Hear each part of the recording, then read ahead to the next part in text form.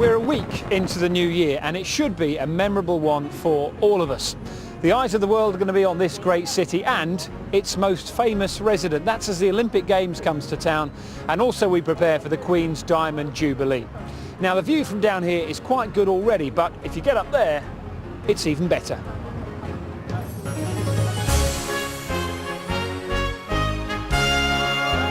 So this week we meet the golden man behind the Games. We hear what it's like to sing at the Queen's coronation, and there's music from across the country.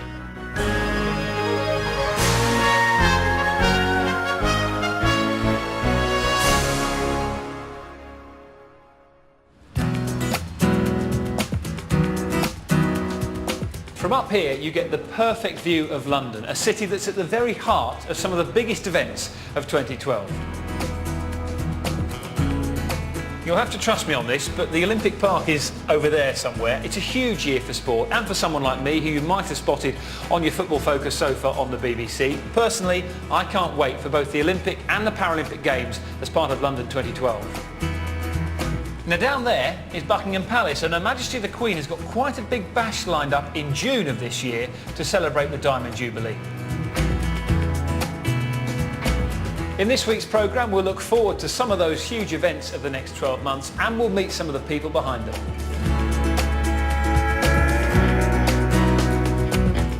All our music has been chosen with these events in mind, and our first hymn reflects on the years that have passed and the belief that God is with us every step of the way.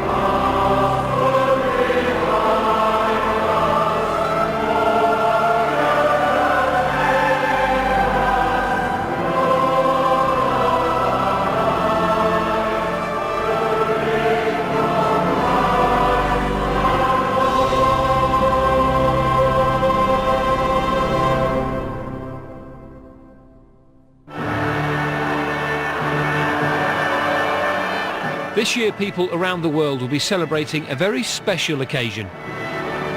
60 years ago, the young Princess Elizabeth's life would change forever when she became Queen.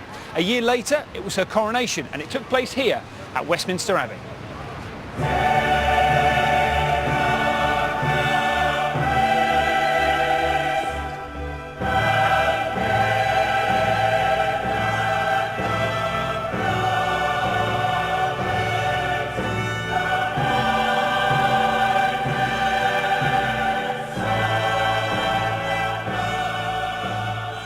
There were over 7,000 people crammed into this amazing building, each one of them craning to catch a glimpse of the new Queen.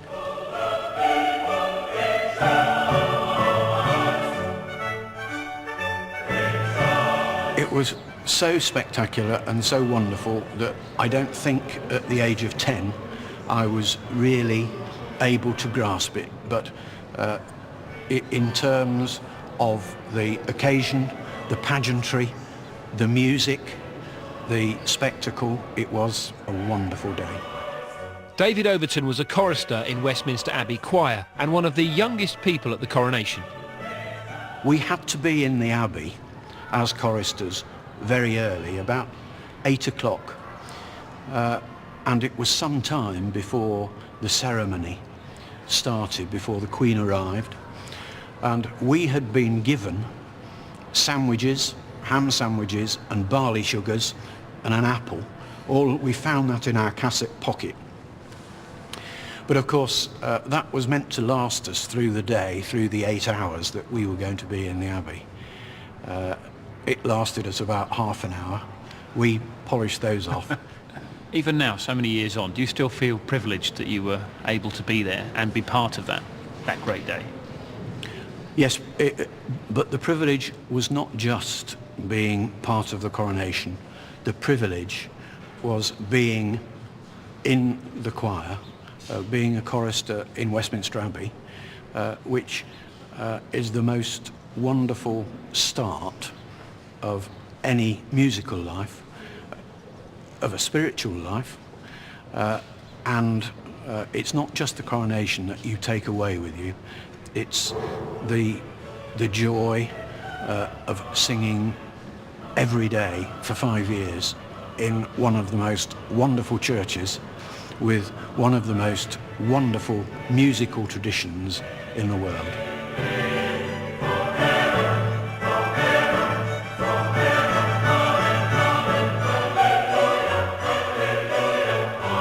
As well as lasting memories, David also has some personal treasures from that special day.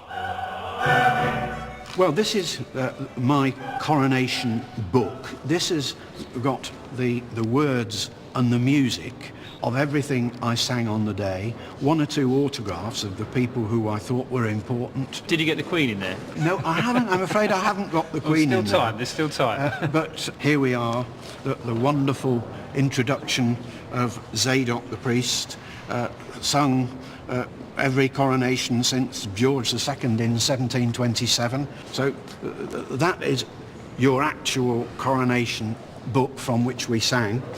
This is the coronation medal. All the choristers, all the singers and all the participants got one of these. I'm interested to know who's written this in here. That is my dear mother's writing. As soon as the medal arrived, she wrote my name on it. When you look back now, is there perhaps a single moment that you remember, that you cherish, that you will never forget? At the coronation service, one of the prayers that's in the Red Book talks about grant the Queen a long life, grant her a long reign. Well, that prayer has been granted, and how magnificently has the Queen, 60 years later, continued to do such a wonderful job. Our next hymn was part of that coronation service all those years ago, and I'm sure it'll be sung up and down the country in Jubilee celebrations this year too.